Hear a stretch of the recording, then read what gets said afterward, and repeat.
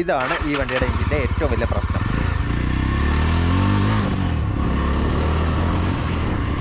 Back to Autographer Mallu and we have this Yezdi roadster.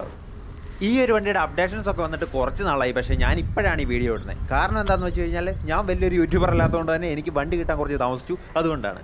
അപ്പോൾ നിങ്ങൾ ചോദിക്കും, അല്ലെങ്കിൽ ഏത് വണ്ടിയാണ് നീ ടൈമിന് ഇട്ടിട്ടുള്ളതെന്ന്. സത്യമാണ്, ഞാൻ ഒരു വണ്ടിയും ടൈമിന് ഇട്ടിട്ടില്ല. എല്ലാവരും വണ്ടിയൊക്കെ ഓടിച്ച് ആഘോഷിച്ച് സബ്സ്ക്രൈബേഴ്സും വ്യൂസും ഒക്കെ ഉണ്ടാക്കി കഴിഞ്ഞിട്ട് ലാസ്റ്റ് ആയിരിക്കും എൻ്റെ വീഡിയോ വരുന്നത്. കാരണം എന്താണെന്ന് വെച്ച് കഴിഞ്ഞാൽ ഞാനൊരു ചെറിയ യൂട്യൂബർ ആയതുകൊണ്ട് തന്നെ എല്ലാവർക്കും കിട്ടിക്കഴിഞ്ഞിട്ട് എനിക്ക് വണ്ടി കിട്ടത്തുള്ളൂ. പിന്നെ എപ്പോൾ റിവ്യൂ ചെയ്യുന്നു എന്നുള്ളതല്ലല്ലോ കാര്യം, നമ്മളിൽ കാണുന്നവരിൽ എത്ര പേര് നമ്മളെ സബ്സ്ക്രൈബ് ചെയ്യുന്നുണ്ട് എന്നുള്ളതാണ് കാര്യം. ചുരുങ്ങിയ വീഡിയോ കൊണ്ട് തന്നെ 14.3K സബ്സ്ക്രൈബേഴ്സ് ഇപ്പോൾ എനിക്ക് കഴിഞ്ഞു. ഞാൻ ഉടനെ തന്നെ 15K 20K 50K ഒക്കെ അടിക്കണമെന്നാണ് എൻ്റെ പ്രതീക്ഷ.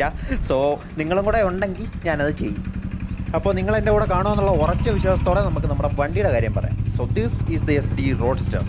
Yezdiയുടെ എല്ലാ വണ്ടികളുടെ എൻജിൻ സെയിമാണ്, ട്യൂണിങ്ങിൽ മാത്രമേ വ്യത്യാസമുള്ളൂ. അത് നിങ്ങൾക്ക് അറിയാമല്ലോ. തുടക്കത്തിൽ കുറച്ച് പ്രശ്നമുള്ള എഞ്ചിനായിരുന്നു. ഇപ്പം നമുക്ക് വണ്ടി മൊത്തത്തിലൊന്ന് കാണാം, എന്നിട്ട് എഞ്ചിൻ്റെ കാര്യം പറയാം. ഇത് ഫ്രണ്ടിലോട്ട് നോക്കുമ്പോൾ ഇത് കണ്ടോ, നല്ല അടിപൊളി ഒരു വിൻഡ് വൈസർ കൊടുത്തിട്ടുണ്ട്. പിന്നെ ഇവിടെ നോക്കിക്കഴിഞ്ഞാൽ ഹെഡ്ലൈറ്റ് കാണാൻ പറ്റുന്നുണ്ട്.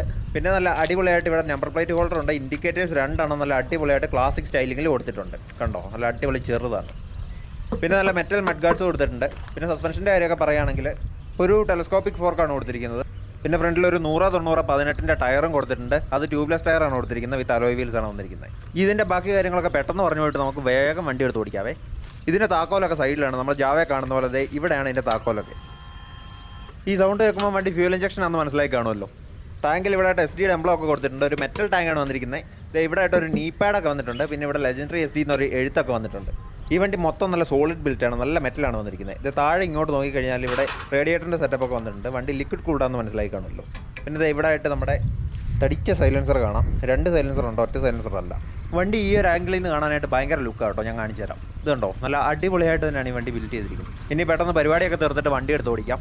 ഇവിടെ ആയിട്ട് Yezdi roadsterൻ്റെ ഒരു ബാഡ്ജിങ് ഉണ്ടല്ലോ അല്ലേ. പിന്നെ സീറ്റ് നോക്കുകയാണെങ്കിൽ നല്ല അടിപൊളിയായിട്ടുള്ള കുഷനിങ് ഉള്ള സീറ്റാണ്. വലിയ കുഷനിങ് ഇല്ല, എന്നാലും ഒരു സെമി ഹാർഡായിട്ടുള്ളൊരു സീറ്റാണ്. പിന്നെ അത് ഇവിടെ ആയിട്ടൊരു ബാക്ക് റെസ്റ്റ് കൊടുത്തിട്ടുണ്ട്. ഭയങ്കര ഉപകാരപ്രദമായിരിക്കും പിലിയൻ്റെ കാര്യത്തിൽ. ഇങ്ങനെയൊക്കെ നോക്കുമ്പോൾ ഏതൊക്കെയോ വണ്ടിയുടെ ഒക്കെ ചായകാച്ചിൽ വരുന്നുണ്ട് കേട്ടോ.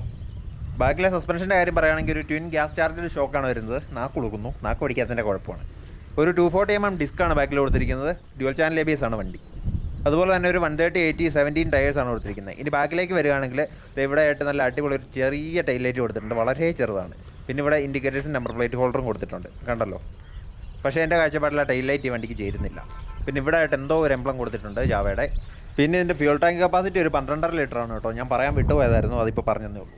ഒരു കാര്യം ഞാൻ ഉറപ്പിച്ച് പറയാം, എവിടെയെങ്കിലുമൊക്കെ കൊണ്ടുവച്ച് കഴിഞ്ഞാൽ ഈ വണ്ടി ഭയങ്കരമായിട്ട് അറ്റൻഷൻ സീക്ക് ചെയ്യുന്നൊരു വണ്ടിയാണ്. അപ്പോൾ ഇനി നമുക്ക് ഈ വണ്ടിയിൽ കയറി ഇരുന്നിട്ട് ബാക്കി കാര്യങ്ങളൊക്കെ പറഞ്ഞിട്ട് വണ്ടി ഒന്ന് ഓടിച്ച് നോക്കാം. അതല്ലേ എൻ്റെ ഹീറോയിസം, അത് തന്നെയാണ് അതിൻ്റെ ഹീറോയിസം. 184 കിലോ വെയിറ്റുള്ള വണ്ടിയാണ് കേട്ടോ. ഒരു മിനിറ്റ് ഓൺ ആക്കട്ടെ. അപ്പോൾ 184 കിലോ വെയിറ്റുള്ളൊരു വണ്ടിയാണ്. ഭയങ്കര അടിപൊളിയായിട്ട് കിളിക്കുഞ്ഞു പോലെ നമ്മുടെ കയ്യിൽ ഇത് ഹാൻഡിൽ ചെയ്ത് നിൽക്കുന്നുമുണ്ട്, അതാണ്. പിന്നെ മീറ്റർ നോക്കുകയാണെങ്കിൽ കുറേ കാര്യങ്ങളുണ്ട്. സ്പീഡോ ഉണ്ട്, ഓടോ ഉണ്ട്, ട്രിപ്പുണ്ട്. ആവശ്യമുള്ളതോ ആവശ്യമില്ലാത്തതായിട്ടുള്ള ഒരുപാട് കാര്യങ്ങൾ ഈ മീറ്ററിലുണ്ട്. അത് ഞാൻ പിന്നെ പറഞ്ഞുതരാം നിങ്ങൾക്ക് വേറൊരു വീഡിയോ ആയിട്ട്. ഇപ്പോൾ ഇവിടേക്ക് നോക്കുകയാണെങ്കിൽ ഇത് കണ്ടോ, നല്ല കുറച്ച് സ്വിച്ചസ് ഒക്കെ നിങ്ങൾക്ക് കാണാൻ പറ്റുന്നുണ്ടല്ലോ, നമ്മുടെ KTMൽ കണ്ട പോലെ. ഈ മീറ്ററിൽ എന്തെങ്കിലുമൊക്കെ പരിപാടികൾ ചെയ്യാനുള്ള സ്വിച്ചസാണ് ആയിരിക്കുന്നത്. അപ്പം അതൊക്കെ നിങ്ങൾ വണ്ടി ടെസ്റ്റ് ഡ്രൈവ് ചെയ്യാൻ വരുമ്പോൾ ഡീറ്റെയിൽ ആയിട്ട് ഷോറൂമിലെ ആൾക്കാർ പറഞ്ഞു തരുന്നതായിരിക്കും. സ്വാമി ശരണം, വണ്ടി സ്റ്റാർട്ട് ചെയ്യും. നല്ല അടിപൊളി സൗണ്ടാണ്, പ്രത്യേകിച്ച് പറയണ്ട. ഇവിടെ കുറച്ച് സാധനങ്ങളുണ്ട്, ഡിമ്മ് ബ്രൈറ്റ് പാസ്സാണ് നിൽക്കുകയാണ്. ഇനി ഈ ബട്ടൻ്റെ കാര്യം ഞാൻ പറഞ്ഞത്. പിന്നെ ഇവിടെ നമ്മുടെ ഇൻഡിക്കേറ്ററുണ്ട്, അതുപോലെ തന്നെ താഴെ പോകുന്നുണ്ട്. അപ്പോൾ ഇനി നമുക്ക് പോയേക്കാം. ഇതാണ് ഈ വണ്ടിയുടെ എഞ്ചിൻ്റെ ഏറ്റവും വലിയ പ്രശ്നം. ഞാൻ തുടക്കത്തിൽ പറഞ്ഞില്ലായിരുന്ന ഒരു പ്രശ്നം ഉണ്ടത്. RPM കുറഞ്ഞിട്ടുണ്ടെങ്കിൽ അന്നേരം അടിച്ച് നിൽക്കും. അതാണ് ഈ വണ്ടിയുടെ ഏറ്റവും വലിയ പ്രശ്നം. ഇത് ഇവരുടെ ടെസ്റ്റ് ഡ്രൈവ് വണ്ടിയാണ്. ഇത് ഫസ്റ്റ് ജനറേഷൻ Yezdi ആണ് കേട്ടോ. ഇതിൻ്റെ അകത്ത് സെക്കൻഡ് ജനറേഷൻ അഥവാ മാറ്റമെന്ന് പറഞ്ഞാൽ എഞ്ചിൻ്റെ ട്യൂണിങ് കുറച്ച് മാറി ഈ ഒരു പ്രശ്നം പരിഹരിച്ചു എന്നുള്ളതാണ്. ഇപ്പോൾ 2000 RPM താഴെ പോയി കഴിഞ്ഞാൽ അടിച്ച് നിൽക്കും, അല്ലെങ്കിൽ ഒരു കുഴപ്പമില്ല വണ്ടിക്ക്. അപ്പോൾ നമുക്ക് വണ്ടി റോഡിലോട്ടൊക്കെ നല്ല അടിപൊളിയായിട്ടൊന്ന് ഓടിച്ച് നോക്കാം.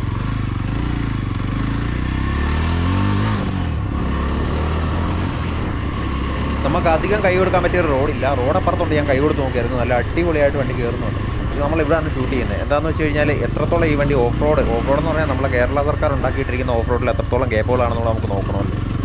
അത്യാവശ്യം സസ്പെൻഷൻ്റെ കാര്യം പറയുകയാണെങ്കിൽ കുടുക്കമുണ്ട്, കുടുക്കമില്ലാതൊന്നും ഞാൻ പറയത്തില്ല. നമ്മുടെ ബുള്ളറ്റിൽ ഇരിക്കുന്ന അത്ര ഒരു കംഫോർട്ട് നമുക്ക് ഈ ഒരു വണ്ടിയിൽ കിട്ടത്തില്ല.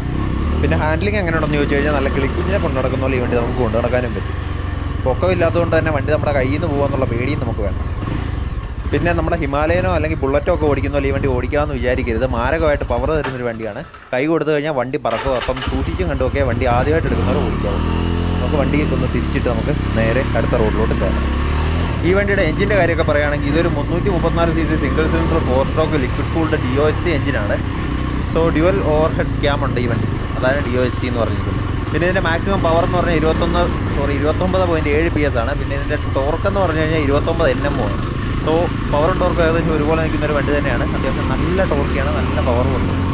പക്ഷേ ഒരൊറ്റ കുഴപ്പമേ ഉള്ളൂ, KTMൻ്റെ എഞ്ചിനൊക്കെ ട്യൂൺ ചെയ്തിരിക്കുന്ന പോലെയാണ് ഈ വണ്ടിയുടെ എഞ്ചിൻ ട്യൂൺ ചെയ്തിരിക്കുന്നത്. അത് ഈ ഒരു ബോഡിയിൽ എത്രമാത്രം സ്യൂട്ട് ആവുമെന്ന് ചോദിച്ചു കഴിഞ്ഞാൽ എനിക്ക് പേഴ്സണലി ഒരു ഓക്വേർഡ് ഫീലാണ് വരുന്നത്.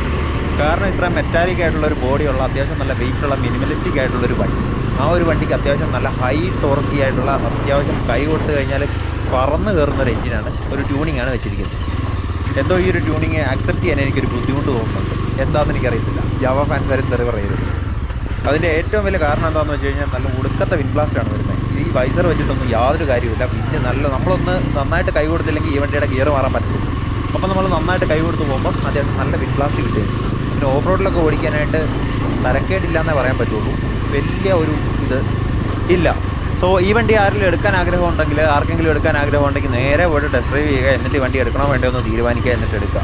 This is Autographer Mallu signing off from this channel എന്ന് പറയുന്നതിന് മുമ്പ് ആർക്കെങ്കിലും ഈ ചാനൽ ഇഷ്ടപ്പെട്ടിട്ടുണ്ടെങ്കിൽ, ഈ വീഡിയോ ഇഷ്ടപ്പെട്ടിട്ടുണ്ടെങ്കിൽ ചാനലിൽ കയറി ചുമ്മാ നോക്കുക. ഇഷ്ടം പോലെ വണ്ടിയുടെ വീഡിയോ ഈ ചാനലിൽ തന്നെ കിടപ്പുണ്ട്. സോ കാണുക, ഇഷ്ടപ്പെടുക, സബ്സ്ക്രൈബ് ചെയ്യുക, എൻ്റെ കൂടെ പോവുക, നമുക്ക് ഒരുമിച്ച് പോകും. So this is Autographer Mallu signing off from this video. So എന്നെ ഇത്രയും നേരം സഹിച്ചതിന് വളരെയധികം നന്ദി. Thank you so much.